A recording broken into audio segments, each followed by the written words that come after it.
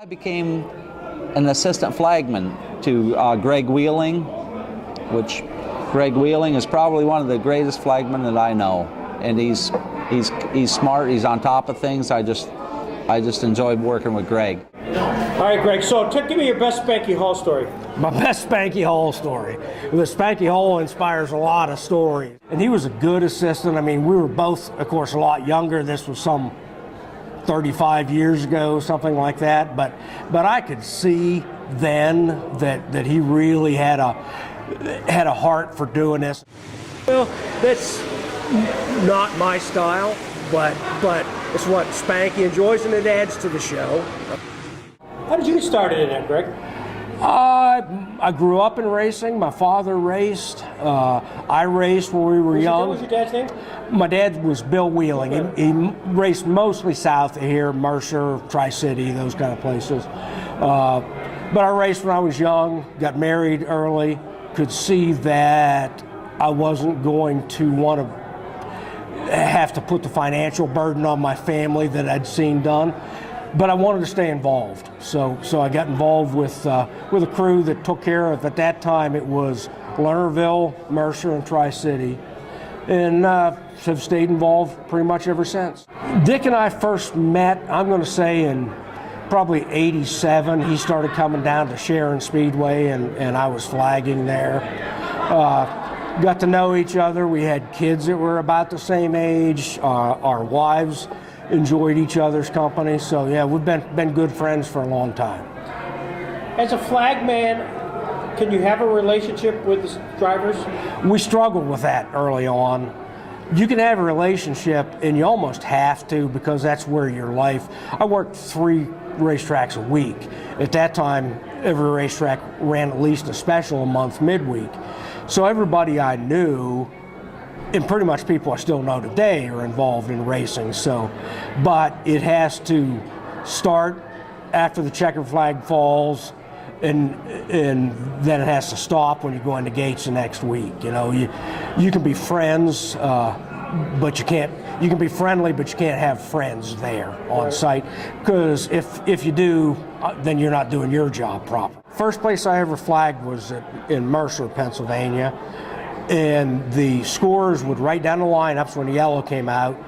There was a wire that ran from the booth to the flag stand, and they had a big chip clip kind of thing, and they attached the paper to the wire, send it over the crowd's head. Now, of course, we do the one-way radios, and all the officials have radios. So, I mean, to answer the question, I guess it depends a little bit on the place, and it's evolved as time has went on, but for the first 15 years, I wasn't in communication with anybody, so. Whatever violation you may have seen, it's your call, you're not looking for help. That's pretty much the case. It always was with me anyway, yeah. You know, got several funny stories. My brother and I were flagging again. This was at Mercer, and he was my assistant one time.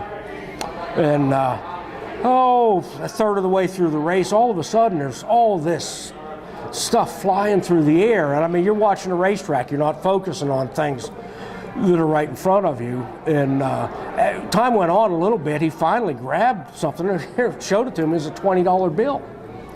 Well, what had happened was a guy was working on his car, took the wallet out of his pocket and stuck it on the car, went out and the guy raced, and eventually, of course, fell on the racetrack, and then cars would hit it and the money would fly up in there. So we actually threw the caution for that, and the guy had like $600 in his wallet, and he got most of it back, but it was just confetti flying through the air. So there's a lot of funny stories. As you know, you do something long enough, there's bound to be, I guess. And there was a particular guy that had a history at Pennsylvania Motor Speedway in Pittsburgh when I flagged there. And he stopped his car one night. Of course, he gets out of his car, doesn't put it in gear, so it immediately rolls away down into the fence, which pissed him off even more, and he didn't need any more.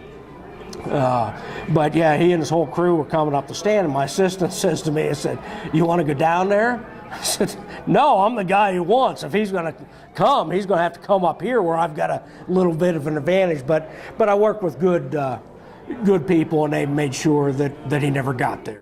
I actually filled in for Ed at Erie's one night, and he was getting near the end of his career. And then I eventually ended up replacing Ed, and I flagged at State Line in Erie's for a season. That was under Franny Siemens, and he and I had different ideas about the way You're things. the only guy I've ever heard that by. Yeah.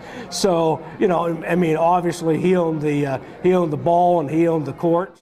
Well, I mean, that information comes from the scorers when they tell you they're relined properly. Then it's, you know, you want to go to green as soon as you can. But you don't want to do things too quickly.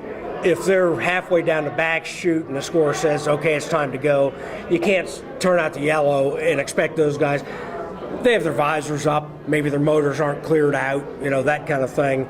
And if you do things too fast, then it makes them jumpy as a whole. You know, it's the old people were smart, a group of people is not smart kind of thing.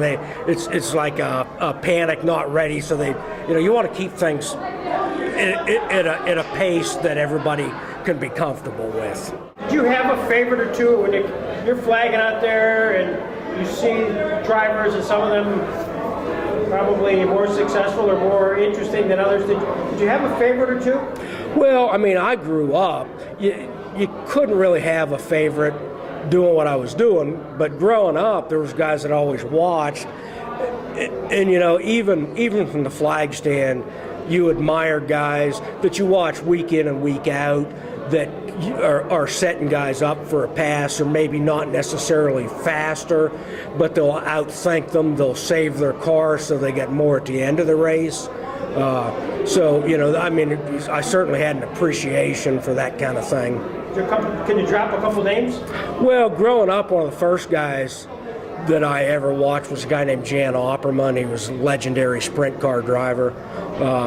You know, the area I'm from, Lou Blaney, was certainly one of the best that ever raced. You know, and that was really Dick's strong suit. You know, I mean, he was just smooth, didn't take any more out of the car than he had to, that kind of thing. So those are the guys. With the equipment today, a lot of guys can be fast. The trick is to be fast consistently, and that's the much more difficult part. I guess, you know, people consider what I've done to be the tougher part of racing. It's just as far as the work and, you know, why do you want to do it? Don't you want to be in competition? Well, I mean, I always felt that I was in competition, kind of trying to put the best possible show on with the material that I had to work with. Try to keep it safe, try to keep it fair for everybody, and let the racers showcase their talents. So that was what I was in competition with, and I enjoyed it most of the time.